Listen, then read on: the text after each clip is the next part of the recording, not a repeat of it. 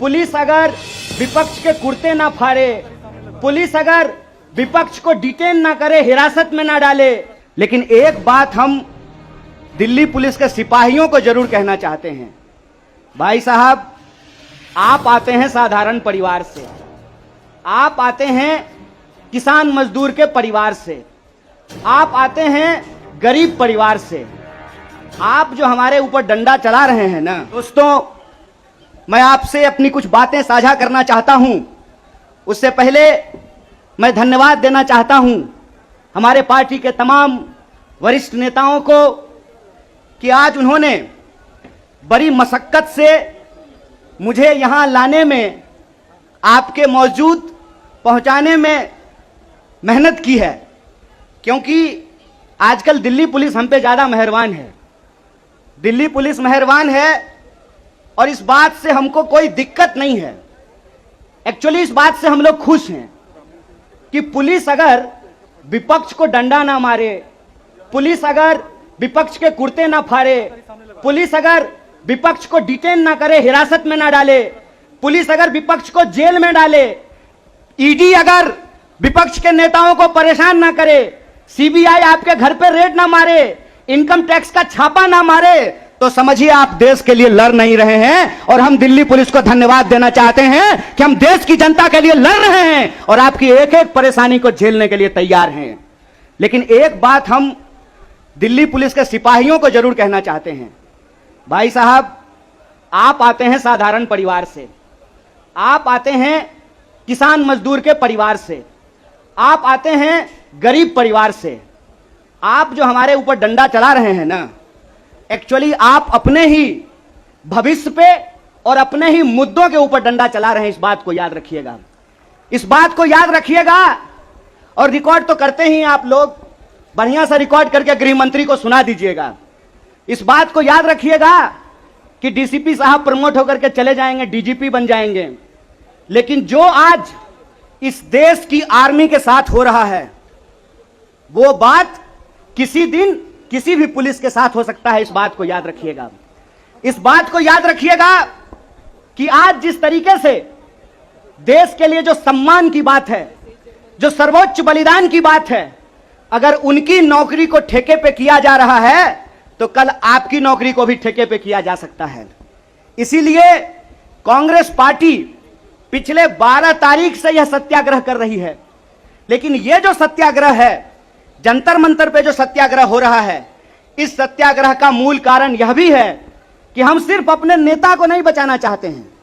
Media वालों, मैं आपसे खास करके कहना चाहता हूं, हम अपने नेता को नहीं बचाना चाहते हैं।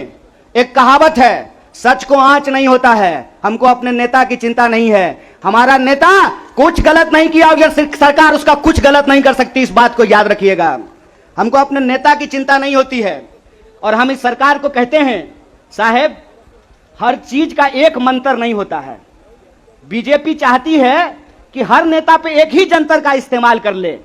तो मैं भाजपाइयों को कहना चाहता हूं, रे भाजपा वालों, ये राहुल गांधी हैं, इंदिरा गांधी के परिवार से आते हैं, राजीव गांधी के बेटा हैं, आतंकवादी से नहीं डरे। तुम तो वैसे भी माफी मांगने वाले लोग हो भाई, तुमसे क्या डरेंगे यार। ईडी उडी से डर नहीं लगता है। ईडी से हम अपने नेता को नहीं बचाना चाहते हैं। हम बस इस देश की जनता को बताना चाहते हैं कि ईडी इनके घर पे आया क्यों है। ईडी इनके घर पे इसलिए आया है कि मोदी जी को कोई साधु बता दिया है कि विपक्ष के सारे नेताओं पे एक ही कैप्सूल इस्तेमाल कीजिए।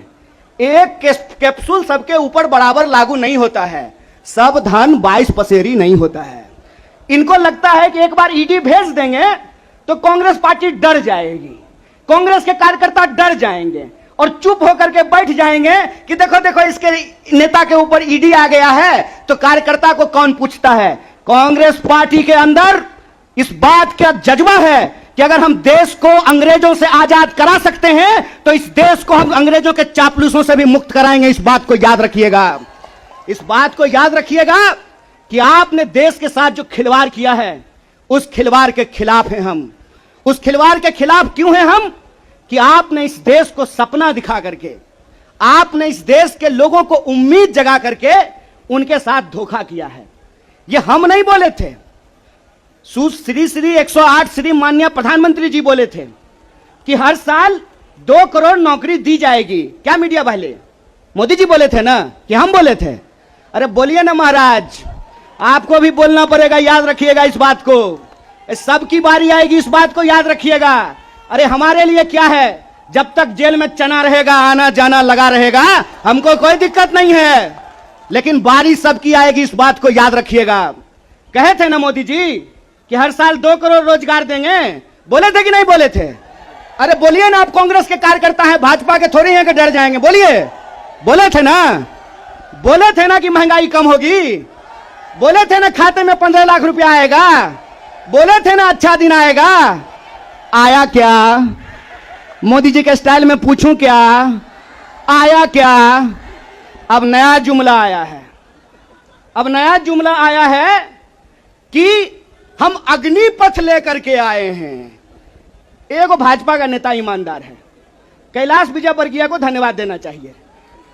कम से कम उसने इस देश के नौजवानों की शंका दूर कर दी। उन्होंने बता दिया भाजपा की नई योजना है तैयार, भाजपा ऑफिस में सभी नौजवान बनेंगे चौकीदार। यही योजना है ना। लेकिन मैं कहता हूं विजयवर्गीय जी, आपका बेटा बल्ला बहुत बढ़िया चलाता है, अफसर पे बैठ चला रहा था, उसको बीजेपी ऑफिस में क्यों नहीं सिक्योरिटी गार्ड बना देते हैं?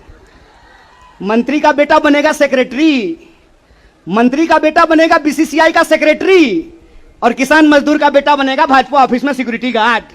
हाय रे हिपोक्रेसी, इसी को हिपोक्रेसी कहते हैं ना। और बेईमानी किसको कहते हैं? देश की जनता को लगा कि जब मोदी जी बोल रहे हैं तो सच ही बोलेंगे। मोदी जी की हर बात को मान लिया देश के लोगों ने। मोदी जी ने कहा दीपक जलाओ तो देश ने दीपक जलाया, मोदी जी ने कहा बत्ती बुझाओ तो देश ने बत्ती बुझाया, मोदी जी ने कहा थाली बजाओ तो देश ने थाली बजाया।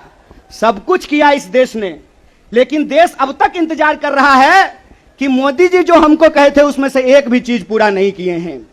और ये देश की जो परिस्थिति है, इस परिस्थिति पे मुखर होकर के हमारे नेता बोलते हैं। इस बात का हमको गर्व है कि सरकार के सामने बिना झुके कोई लड़ता है अड़ करके तो उसका नाम राहुल गांधी है। उसको डराना चाहते हैं, उसको डराना चाहते हैं, उसको झुकाना चाहते हैं। अरे आप कहते हैं मोदी जी मैं भी चौकीदार, मोदी जी के समर्थन में लोग कहते हैं मैं भी चौकीदार। ये चौकीदार नहीं हैं, ये देश के ठेकेदार हैं। और ये देश के ठेकेदार कैसे हैं? क्योंकि इस देश के लोगों का, उनके भविष्य को ये ठेके पे कर देना चाहते हैं। ये जो अग्निपथ योजना है, इसकी मोटी मोटी बात आप समझ लीजिए। मैं बड़े ध्यान से सारा प्रेस कॉन्फ्रेंस सुन रहा हूं। प्रेस कॉन्फ्रेंस में सरकार जिलेबी की तरह गोल गोल कर रही है, हर चीज को सब कुछ बोल रही है, सब फायदा गिना रही है। हो सकता है कि कोई भाजपा का मंत्री यह भी आकर के कह दे कि अग्निपथ योजना में शामिल होने के बाद आपका बाल नहीं गिरेगा। जिस तरीके से उसके फायदे गिनाए जा रहे हैं, लेकिन असली बात नहीं बताया जा रहा है। एक सिंपल सवाल है, सरकार को इस बात का जवाब देश के नौजवानों को देना चाहिए। क्या सिंपल सवाल है कि जो भर्तियां हो रही थी वो भर्ती होगी कि नहीं होगी? सवाल नंबर 1 सिंपल बात है। पहले आर्मी में हर साल 75,000 कम से कम लोग बहाल होते थे। बाद में बीजेपी ने इसको घटा करके 50,000 कर दिया, और पिछले 2 साल में, अब तीसरा साल है, 50,000 लोगों को भी की भी भर्ती नहीं की गई। बहाना क्या दिया गया? बहाना दिया गया कि कोरोना था इसीलिए भर्ती नहीं किए। हाय मोदी जी, कोरोना था तो चुनाव लड़ लिए, बंगाल में जाकर के दीदी ओ दीदी कर लिए, सब जगह चुनाव हो गया, उत्तर प्रदेश का चुनाव हो गया, बुलडोजर बाबा आ गए, लेकिन आर्मी की भर्ती नहीं हुई। यह बेईमानी है कि नहीं है? रोजगार देने में कोरोना है और चुनाव लड़ने में कोरोना नहीं है।